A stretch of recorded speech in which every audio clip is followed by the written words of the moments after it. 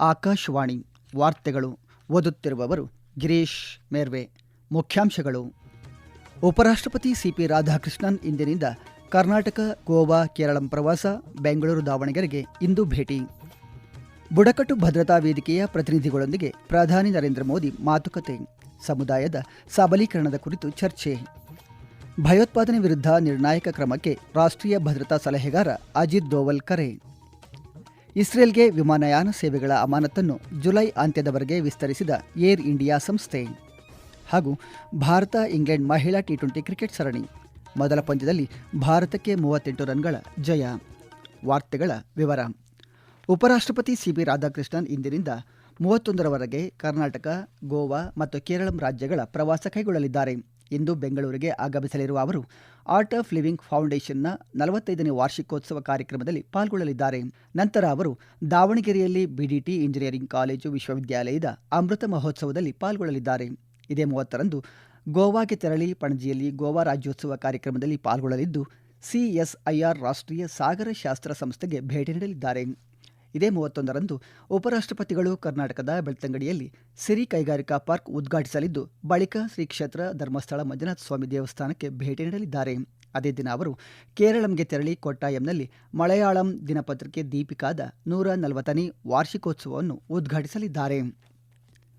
ಪ್ರಧಾನಿ ನರೇಂದ್ರ ಮೋದಿ ನಿನ್ನೆ ನವದೆಹಲಿಯಲ್ಲಿ ಬುಡಕಟ್ಟು ಭದ್ರತಾ ವೇದಿಕೆ ಪ್ರತಿನಿಧಿಗಳನ್ನು ಭೇಟಿ ಮಾಡಿ ಮಾತುಕತೆ ನಡೆಸಿದರು. ಈ ಕುರಿತು ಸಾಮಾಜಿಕ ಮಾಧ್ಯಮದಲ್ಲಿ ಮಾಹಿತಿ ಹಂಚಿಕೊಂಡಿರುವ ಅವರು, ಬುಡಕಟ್ಟು ಸಮುದಾಯದ ಏಳಿಗೆಗಾಗಿ ಪ್ರತಿನಿಧಿಗಳು ಹೊಂದಿರುವ ಸಮರ್ಪಣಾ ಭಾವದ ಕುರಿತು ಶ್ಲಾಘನೆ ವ್ಯಕ್ತಪಡಿಸಿದ್ದಾರೆ. ಭೇಟಿಯ ವೇಳೆ ಬುಡಕಟ್ಟು ಸಮುದಾಯಗಳ ಸರ್ವತೋಮುಖ ಅಭಿವೃದ್ಧಿ ಮತ್ತು ಸಬಲೀಕರಣಕ್ಕೆ ಸಂಬಂಧಿಸಿದ ವಿವಿಧ ವಿಷಯಗಳ ಕುರಿತು ಅರ್ಥಪೂರ್ಣ ಚರ್ಚೆಗಳನ್ನು ನಡೆಸಲಾಗಿದೆ ಎಂದು ತಿಳಿಸಿದರು.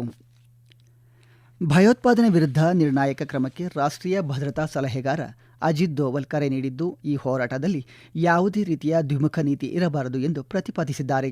ರಷ್ಯಾದಲ್ಲಿ ಆಯೋಜಿಸಲಾಗಿದ್ದ ಅಂತಾರಾಷ್ಟ್ರೀಯ ಭದ್ರತಾ ವೇದಿಕೆಯನ್ನು ಉದ್ದೇಶಿಸಿ ಮಾತನಾಡಿದ ಅವರು, ಜವಾಬ್ದಾರಿಯುತ ರಾಷ್ಟ್ರಗಳು ತಮ್ಮ ಆಯ್ಕೆಗಳನ್ನು ಮರುಪರಿಶೀಲಿಸಬೇಕಿದ್ದು, ತಾವು ಭಯೋತ್ಪಾದನೆಯ ಪ್ರಾಯೋಜಕರನ್ನು ಬೆಂಬಲಿಸುತ್ತೇವೆಯೋ ಅಥವಾ ಅದರ ವಿರುದ್ಧ ಕಠಿಣ ಕ್ರಮದ ಮೂಲಕ ಹೋರಾಡುತ್ತೇವೆಯೋ ಎಂಬುದನ್ನು ನಿರ್ಧರಿಸಬೇಕು ಎಂದರು. ಮಾಸ್ಕೋದಲ್ಲಿ ಅಜಿತ್ ದೋವಲ್ ಮೊದಲ ಅಂತಾರಾಷ್ಟ್ರೀಯ ಭದ್ರತಾ ವೇದಿಕೆ ಹಾಗೂ ಭದ್ರತಾ ವಿಷಯಗಳ ಉನ್ನತ ಪ್ರತಿನಿಧಿಗಳ 14ನೇ ಸಭೆಯಲ್ಲಿ ಪಾಲ್ಗೊಂಡಿದ್ದರು ಎಂದು ಮಾಸ್ಕೋದಲ್ಲಿರುವ ಭಾರತೀಯ ರಾಯಭಾರ ಕಚೇರಿ ತಿಳಿಸಿದೆ.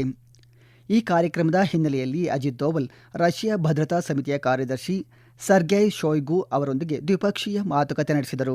ಈ ವೇಳೆ ರಕ್ಷಣೆ, ಭದ್ರತೆ, ಇಂಧನ ಮತ್ತು ವ್ಯಾಪಾರ, ಆರ್ಥಿಕ ಸಂಬಂಧಗಳ ಕ್ಷೇತ್ರಗಳಲ್ಲಿ ಪ್ರಸ್ತುತವಿರುವ ಸಹಕಾರ ಮತ್ತು ಪ್ರಗತಿಯನ್ನು ಪರಾಮರ್ಶಿಸಲಾಗಿದೆ ಎಂದು ರಾಯಭಾರ ಕಚೇರಿ ತಿಳಿಸಿದೆ. ಅಹಮದಾಬಾದ್ನಲ್ಲಿ ಆಯೋಜಿಸಲು ಉದ್ದೇಶಿಸಲಾಗಿರುವ ಕಾಮನ್ವೆಲ್ತ್ ಗೇಮ್ಸ್ ಮತ್ತು ಒಲಿಂಪಿಕ್ ಕ್ರೀಡಾಕೂಟದ ಪೂರ್ವ ಸಿದ್ಧತೆಗಳ ಪರಿಶೀಲನೆಗಾಗಿ ಕೇಂದ್ರ ಗೃಹ ಸಚಿವ ಅಮಿತ್ ಶಾ ನಿನ್ನೆ ಉನ್ನತ ಮಟ್ಟದ ಸಭೆ ನಡೆಸಿದರು. ಅಹಮದಾಬಾದ್ನಲ್ಲಿ ನಡೆದ ಈ ಸಭೆಯಲ್ಲಿ ಕೇಂದ್ರ ಕ್ರೀಡಾ ಸಚಿವ ಮನ್ಸುಖ್ ಮಾಂಡವೀಯ, ಗುಜರಾತ್ ಮುಖ್ಯಮಂತ್ರಿ ಭೂಪೇಂದ್ರ ಪಟೇಲ್ ಸೇರಿದಂತೆ ಹಿರಿಯ ಅಧಿಕಾರಿಗಳು ಉಪಸ್ಥಿತರಿದ್ದರು. ಈ ಕುರಿತು ಸಾಮಾಜಿಕ ಮಾಧ್ಯಮದಲ್ಲಿ ಮಾಹಿತಿ ಹಂಚಿಕೊಂಡಿರುವ ಅಮಿತ್ ಶಾ, ಪ್ರಧಾನಿ ನರೇಂದ್ರ ಮೋದಿ ನೇತೃತ್ವದ ಕೇಂದ್ರ ಸರ್ಕಾರ ದೇಶದಲ್ಲಿ ಜಾಗತಿಕ ಮಟ್ಟದ ಕ್ರೀಡಾ ಮೂಲಸೌಕರ್ಯ ಮತ್ತು ಅತ್ಯಾಧುನಿಕ ತರಬೇತಿ ಸೌಲಭ್ಯಗಳನ್ನು ವಿಸ್ತರಿಸುತ್ತಿದೆ ಎಂದರು.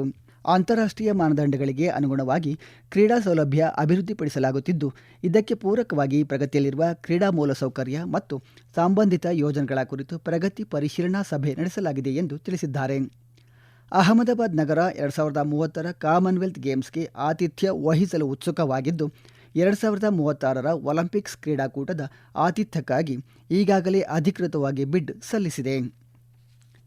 ಪಶ್ಚಿಮ ಏಷ್ಯಾದಲ್ಲಿ ಮುಂದುವರೆದಿರುವ ಬಿಕ್ಕಟ್ಟು ಹಾಗೂ ಅನಿಶ್ಚಿತತೆಯ ಹಿನ್ನೆಲೆಯಲ್ಲಿ ಏರ್ ಇಂಡಿಯಾ ಸಂಸ್ಥೆ ಇಸ್ರೇಲ್ಗೆ ವಿಮಾನಯಾನ ಸೇವೆಗಳ ಅಮಾನತನ್ನು ಜುಲೈ ಅಂತ್ಯದವರೆಗೆ ವಿಸ್ತರಿಸಿದೆ. ಈ ಹಿಂದೆ ಜೂನ್ ಅಂತ್ಯದವರೆಗೆ ಟೆಲ್ ಅವೀವ್ ಮತ್ತು ದೆಹಲಿ ಮಾರ್ಗದ ವಿಮಾನ ಸಂಚಾರವನ್ನು ಏರ್ ಇಂಡಿಯಾ ಸಂಸ್ಥೆ ಸ್ಥಗಿತಗೊಳಿಸಿದ್ದು, ಪ್ರಸ್ತುತ ಪರಿಸ್ಥಿತಿಯನ್ನು ಗಮನದಲ್ಲಿಟ್ಟುಕೊಂಡು ಅಮಾನತು ಅವಧಿಯನ್ನು ವಿಸ್ತರಿಸಿದೆ. ಪಶ್ಚಿಮ ಏಷ್ಯಾ ಸಂಘರ್ಷದ ಪರಿಣಾಮವಾಗಿ ವಿಮಾನಯಾನ ಸಂಸ್ಥೆಗಳು ದುಬಾರಿ ಇಂಧನ ಬೆಲೆ ಮತ್ತು ವೈಮಾನಿಕ ವಲಯದ ಮೇಲಿನ ನಿರ್ಬಂಧಗಳು ಸೇರಿದಂತೆ ಹಲವು ಸವಾಲುಗಳನ್ನು ಎದುರಿಸುತ್ತಿದ್ದು, ಇದು ಅವುಗಳ ಕಾರ್ಯಾಚರಣೆಯ ವೆಚ್ಚವನ್ನು ಗಣನೀಯವಾಗಿ ಹೆಚ್ಚಿಸಿದೆ. ಈ ವಾರ್ತೆಗಳನ್ನು ಆಕಾಶವಾಣಿಯಿಂದ ಕೇಳುತ್ತಿದ್ದೀರಿ. ನಮ್ಮ ಎಲ್ಲಾ ರಾಷ್ಟ್ರೀಯ ವಾರ್ತೆಗಳು ಹಾಗೂ ಪ್ರದೇಶ ಸಮಾಚಾರ ಈಗ ಆಕಾಶವಾಣಿ ನ್ಯೂಸ್ ಕನ್ನಡ ಯೂಟ್ಯೂಬ್ ಚಾನೆಲ್ನಲ್ಲಿ ಲಭ್ಯ. ನಮ್ಮ ಎಕ್ಸ್ ಖಾತೆ ಮತ್ತು ಇನ್ಸ್ಟಾಗ್ರಾಂ ಖಾತೆ ಆಕಾಶವಾಣಿ ನ್ಯೂಸ್ ಕನ್ನಡ. ಹೆಚ್ಚಿನ ಮಾಹಿತಿಗಾಗಿ ನಮ್ಮ ಫೇಸ್ಬುಕ್ ಖಾತೆ AIR ಕನ್ನಡ ನ್ಯೂಸ್ ಅನುಸರಿಸಿ. ಮಾಹಿತಿಯ ಹೂರಣ ವಾರದ ಕಾರ್ಯಕ್ರಮ ಪ್ರಚಲಿತ ವಿದ್ಯಮಾನ ಪ್ರತಿ ಬುಧವಾರ 9:15. ದಕ್ಷಿಣ ಇರಾನ್ ಮೇಲಿನ ಅಮೆರಿಕದ ಇತ್ತೀಚಿನ ವಾಯುದಾಳಿಗಳಿಗೆ ಪ್ರತಿಯಾಗಿ ಪ್ರಾದೇಶಿಕ ಅಮೆರಿಕ ವಾಯುನೆಲೆಯನ್ನು ಗುರಿಯಾಗಿಸಿಕೊಂಡು ದಾಳಿ ನಡೆಸಿರುವುದಾಗಿ ಇರಾನ್ನ Islamic revolutionary guard corps IRGC ತಿಳಿಸಿದೆ. ಅಮೆರಿಕದ ಸೇನಾ ನೆಲೆ ಹೊಂದಿರುವ ಕುವೈತ್ ತನ್ನ ವಲಯಕ್ಕೆ ಬಂದ ಶತ್ರು ಕ್ಷಿಪಣಿ ಮತ್ತು ಡ್ರೋನ್ಗಳನ್ನು ಹೊಡೆದುರುಳಿಸಿರುವುದಾಗಿ ಹೇಳಿದ್ದು, ದಾಳಿಯ ನಿಖರ ಗುರಿಯನ್ನು ಖಚಿತಪಡಿಸಿಲ್ಲ. ಕೇಂದ್ರ ಮತ್ತು ಇತರ ಪಾಲುದಾರ ವಿಶ್ವವಿದ್ಯಾಲಯಗಳ ಪದವಿ ಕೋರ್ಸ್ಗಳ ಪ್ರವೇಶಾತಿಗಾಗಿ ನಡೆಯುವ ಸಾಮಾನ್ಯ ವಿಶ್ವವಿದ್ಯಾಲಯ ಪ್ರವೇಶ ಪರೀಕ್ಷೆ CUET UG 2026 ಪರಿಷ್ಕೃತ ಪರೀಕ್ಷಾ ವೇಳಾಪಟ್ಟಿ ಮತ್ತು ಪ್ರವೇಶ ಪತ್ರಗಳನ್ನು ರಾಷ್ಟ್ರೀಯ ಪರೀಕ್ಷಾ ಸಂಸ್ಥೆ NTA ಬಿಡುಗಡೆ ಮಾಡಿದೆ. ಈ ಪರೀಕ್ಷೆಗಳು ಇದೇ 31ರಂದು ಹಾಗೂ ಮುಂದಿನ ತಿಂಗಳ 6 ಮತ್ತು 7ರಂದು ನಡೆಯಲಿದೆ. ನಿನ್ನೆ ನಡೆಯಬೇಕಿದ್ದ ಈ ಪರೀಕ್ಷೆಯನ್ನು ಈದ್ ಉಲ್ ಅಜಾ ಹಬ್ಬದ ಹಿನ್ನೆಲೆಯಲ್ಲಿ ಮುಂದೂಡಲಾಗಿತ್ತು. ಅಭ್ಯರ್ಥಿಗಳು ತಮ್ಮ ಪ್ರವೇಶ ಪತ್ರಗಳನ್ನು NTA ಅಧಿಕೃತ ಜಾಲತಾಣ CUET.nta.nic.in ಮೂಲಕ ಪಡೆಯಬಹುದಾಗಿದೆ ಎಂದು ಸಂಸ್ಥೆ ತಿಳಿಸಿದೆ. ಕೇಂದ್ರ ಕ್ರೀಡಾ ಸಚಿವ ಮನ್ಸುಖ್ ಮಾಂಡವೀಯ ಇಂದಿನಿಂದ ಮೇಘಾಲಯಕ್ಕೆ 3 ದಿನಗಳ ಭೇಟಿ ನೀಡಲಿದ್ದಾರೆ. ಈ ಭೇಟಿಯ ಸಂದರ್ಭದಲ್ಲಿ ಯುವ ವ್ಯವಹಾರಗಳು, ಕ್ರೀಡಾ ಮೂಲಸೌಕರ್ಯ ಅಭಿವೃದ್ಧಿ ಮತ್ತು ಕೇಂದ್ರ ಪರಿಷ್ಕೃತ ಯೋಜನೆಗಳ ಪರಿಶೀಲನೆಗೆ ಸಂಬಂಧಿಸಿದ ಕಾರ್ಯಕ್ರಮಗಳಲ್ಲಿ ಭಾಗವಹಿಸಲಿದ್ದಾರೆ. ಯುವ ವ್ಯವಹಾರಗಳ ಇಲಾಖೆಯ ವಿಚಾರ ಸಂಕಿರಣ ಸಭೆಯಲ್ಲೂ ಅವರು ಪಾಲ್ಗೊಳ್ಳಲಿದ್ದಾರೆ. ನಾಳೆ ಮುಖ್ಯಮಂತ್ರಿ ಕನ್ರಾಡ್ ಕೆ ಸಂಗ್ಮಾ ಅವರೊಂದಿಗೆ ರಾಜ್ಯದ ರಾಜಧಾನಿಯಲ್ಲಿ 132.9 ಕೋಟಿ ರೂಪಾಯಿ ವೆಚ್ಚದಲ್ಲಿ ನಿರ್ಮಿಸಲಾದ ಸಂಯೋಜಿತ ಬಹುಪಯೋಗಿ ಒಳಾಂಗಣ ಕ್ರೀಡಾ ಸಂಕಿರಣವನ್ನು ಉದ್ಘಾಟಿಸಲಿದ್ದಾರೆ. ಈ ಭೇಟಿಯ ಸಮಯದಲ್ಲಿ ಭಾರತೀಯ ಒಲಿಂಪಿಕ್ ಅಸೋಸಿಯೇಷನ್ನ ಪ್ರತಿನಿಧಿಗಳು ಮತ್ತು ಇತರ ಗಣ್ಯರ ಸಮ್ಮುಖದಲ್ಲಿ ಮೇಘಾಲಯದೊಂದಿಗೆ 39ನೇ ರಾಷ್ಟ್ರೀಯ ಕ್ರೀಡಾಕೂಟ 2026 ಆತಿಥೇಯ ರಾಜ್ಯದ ಒಪ್ಪಂದಕ್ಕೆ ಸಹಿ ಹಾಕಲಾಗುವ ನಿರೀಕ್ಷೆಯಿದೆ. ಲಂಡನ್ನ ಚೆಲ್ಮ್ಸ್ಫೋರ್ಡ್ನಲ್ಲಿ ನಿನ್ನೆ ನಡೆದ 3 ಪಂದ್ಯಗಳ ಮಹಿಳಾ T20 ಕ್ರಿಕೆಟ್ ಸರಣಿಯ ಮೊದಲ ಪಂದ್ಯದಲ್ಲಿ ಭಾರತದ ವನಿತೆಯರ ತಂಡ ಇಂಗ್ಲೆಂಡ್ ತಂಡವನ್ನು 38 ರನ್ಗಳಿಂದ ಮಣಿಸಿ ಸರಣಿಯಲ್ಲಿ ಮುನ್ನಡೆ ಕಾಯ್ದುಕೊಳ್ಳುವಲ್ಲಿ ಸಫಲವಾಗಿದೆ. ಭಾರತ ನೀಡಿದ 189 ರನ್ಗಳ ಗುರಿಯನ್ನು ಬೆನ್ನತ್ತಿದ ಇಂಗ್ಲೆಂಡ್ ನಿಗದಿತ 20 ಓವರ್ಗಳಲ್ಲಿ 8 ವಿಕೆಟ್ ನಷ್ಟಕ್ಕೆ 150 ರನ್ ಗಳಿಸಲಷ್ಟೇ ಶಕ್ತವಾಯಿತು. ಸರಣಿಯ 2ನೇ ಪಂದ್ಯ ಬ್ರಿಸ್ಟಲ್ನಲ್ಲಿ ನಾಳೆ ಭಾರತೀಯ ಕಾಲಮಾನ ಸಂಜೆ 7 ಗಂಟೆಗೆ ನಡೆಯಲಿದೆ. IPL T20 ಕ್ರಿಕೆಟ್ ಟೂರ್ನಿ ಅಂತಿಮ ಘಟ್ಟ ತಲುಪುತ್ತಿದ್ದು, ಇಂದು ನಡೆಯಲಿರುವ 2ನೇ ಕ್ವಾಲಿಫೈಯರ್ನ ಪ್ರಮುಖ ಹಣಾಹಣಿಯಲ್ಲಿ ಗುಜರಾತ್ ಟೈಟನ್ಸ್ ಹಾಗೂ ರಾಜಸ್ಥಾನ್ ರಾಯಲ್ಸ್ ತಂಡಗಳು ಮುಖಾಮುಖಿಯಾಗಲಿವೆ. ಪಂದ್ಯ ರಾತ್ರಿ 7:30ಕ್ಕೆ ಆರಂಭವಾಗಲಿದೆ. ಫೈನಲ್ಗೇರುವ ಮತ್ತೊಂದು ಅವಕಾಶವಾಗಿ ಗುಜರಾತ್ ಟೈಟನ್ಸ್ ಮೊದಲನೇ ಕ್ವಾಲಿಫೈಯರ್ನಲ್ಲಿ ರಾಯಲ್ ಚಾಲೆಂಜರ್ಸ್ ಬೆಂಗಳೂರು ವಿರುದ್ಧ ಸೋತು ಈ ಪಂದ್ಯದ ಮೂಲಕ ಫೈನಲ್ಗೇರುವ ತವಕದಲ್ಲಿದ್ದರೆ, ಎಲಿಮಿನೇಟರ್ ಪಂದ್ಯದಲ್ಲಿ ಸನ್ರೈಸರ್ಸ್ ಹೈದರಾಬಾದ್ ತಂಡವನ್ನು ಮಣಿಸಿ ಗೆಲುವಿನ ಭರವಸೆಯೊಂದಿಗೆ ರಾಜಸ್ಥಾನ ರಾಯಲ್ಸ್ ತಂಡ ಕಣಕ್ಕಿಳಿಯುತ್ತಿದೆ.